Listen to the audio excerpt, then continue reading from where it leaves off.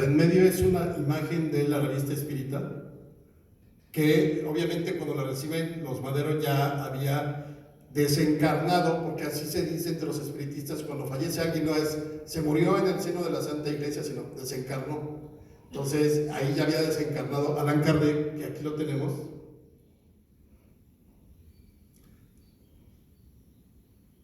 Y esta es su tumba en el cementerio de Père Lachaise en París, y es un dolmen estilo como los de Stonehenge del Neolítico, y pues es curioso, pero una tumba llena de vida porque siempre hay flores y va la gente y demás. Entonces, en ese momento Madero se acerca al espiritismo. Es un chavo, estamos hablando que tendría en 1889, que es cuando más o menos está en esos días, pues no llegaba ni a los 20 años, empieza a asistir a los círculos, a leer un poquito más, y de pronto en uno de los círculos espiritistas se le revela, o le revelan, tendrá 19, 20 años, en uno de los círculos espiritistas parisinos le dicen a Francisco I. Madero que él tiene la facultad de ser médium escribiente. Hay muchos tipos de medium de acuerdo a lo que se sabe del espiritismo, pero el medium escribiente, como era Madero, era alguien que se ponía en trance en una sesión y practicaba la escritura automática. No sabemos si se oían voces o si él oía voces o el medium escribiente escuchaba algo, pero él escribía y escribía y escribía. Y una vez que regresaba del trance, entonces le leía a los presentes lo que había escrito y era muy coherente, ¿no? Siempre no había mensajes, mira, vi a San José o vi a San Pedro y sí tiene un llavero gigante con todas las llaves de los... Nada de eso. Todo eran como consejos éticos y morales. Entonces es muy curioso porque en ese momento, pues Madero, que de casi 20 años tendría 19, 18 por ahí, pues asume que él es medium escribiente, pero pues estamos hablando de un chavo de 19, casi 20 años, va a cumplir los 20 en 1893. Y entonces regresa a México para establecerse aquí en San Pedro de las Colonias, más o menos de 20 o 21 años. 1893 es la fecha más cercana que sabemos que se estableció aquí. Yo entiendo que se haya establecido aquí porque la presencia del abuelo Evaristo en Parras ha de haber sido incomodísima siempre. Perdón, pues era el patriarca, entonces, ¿qué estás haciendo? Ponte a trabajar, haz esto, haz aquello. Y pues obviamente yo creo que dijo, vámonos donde están otras haciendas que tiene la familia, que era esta región de San Pedro. Aquí tenían, por ejemplo, en Australia, estaba Memphis, estaba Tebas, también dos de las haciendas. Me parece, por ahí tiene algunas otras. Y pues pero lo tenemos de 20 años, o sea, él ya sabe que es medium escribiente, pero en ese momento todavía no hace absolutamente nada por el espiritismo. E incluso, pues era un junior. Imagínense, es el hijo primogénito de una de las 7 u 8 familias más ricas del país. Vive solo en San Pedro. Pues obviamente le dio vuelo a la hilacha. Para ese momento ya había conocido a Sara, la que sería su esposa, Sara Pérez. Se la habían presentado a sus hermanas. Y pues de pronto dijo, a ver, ¿para qué quiero novia? Y le aplicó la de, perdón, no eres tú, soy yo. Estoy confundido, tenemos que terminar. Y cortaron. Bueno, más bien, Francisco I. Madero la cortó. Todo eso está en la correspondencia de ellos. En eso, digamos que de 1893 a más o menos 1900, realmente el espiritismo no estaba en el radar de Francisco. Todas las cartas que hay es acerca de la vida campirana, que le gustaba muchísimo. Él tiene una frase que me parece espectacular. Después de haber estado en Francia estudiando en la Escuela de Altos Estudios Comerciales y luego ir a San Francisco, a Berkeley, y así toda la educación más académica, él dice, estudié para papa y terminé en camote. Porque él dice, lo que me gustaba a mí era la vida de ranchero.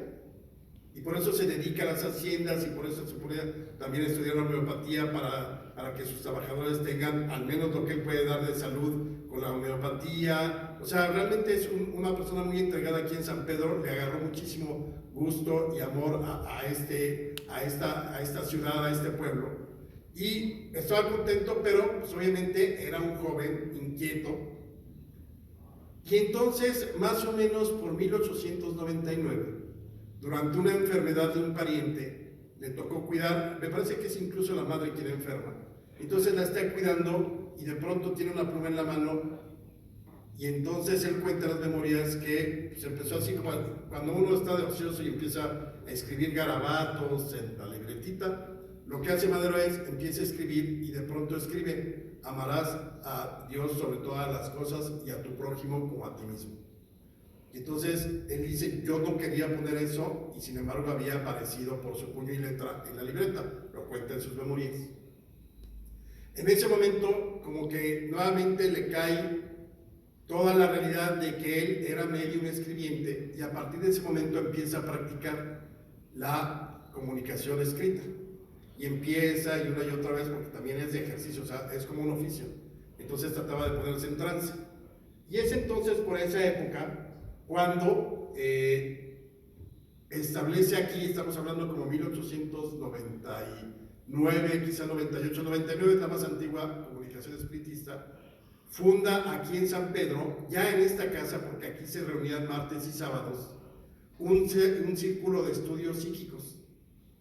Entonces, imagínense la novedad en 1899. Aquí el espiritismo lo trajo Francisco I. Madero y de pronto invita a sus amigos, a sus conocidos a que vengan a las sesiones porque hay mucho que decir con los espíritus. Pues entonces la gente de pronto empezó a venir a las sesiones espiritistas que presidía Francisco I. Madero. Pero los espíritus eran muy disciplinados. Entonces le dicen: a ver, sí, puede venir la gente, pero si no llegan a tiempo no pueden entrar. Hagan de cuenta la escuela espiritista. Tienen que llegar aquí a las sesiones habiendo leído o estando leyendo obras de Allan Kardec. Y tienen que cumplir todo lo que estamos diciendo nosotros en las comunicaciones espiritistas, que ahorita les digo. Entonces, tenemos dos periodos aquí en San Pedro, donde Francisco desarrolla toda su capacidad de medium escribiente. La primera etapa es de 1900 a 1904 y la segunda es de 1907 a 1908. Pero obviamente, pues primero después de haber sido, digamos, muy libertino y se la pasaba bien y todo, pues se dio cuenta de que sí quería a Sarita, y entonces la empieza a buscar. E incluso los espíritus le dicen que es muy posible que nunca se case porque la maltrató mucho, la trató mal y que le rompió el corazón. En una comunicación los espíritus le dicen esto: tú bien sabes el mal que hiciste a Sarita y es mejor que expíes el mal que has hecho. Espera con paciencia y no vayas a faltar a las leyes de Dios, sobre todo al sexto mandamiento: no fornicarás.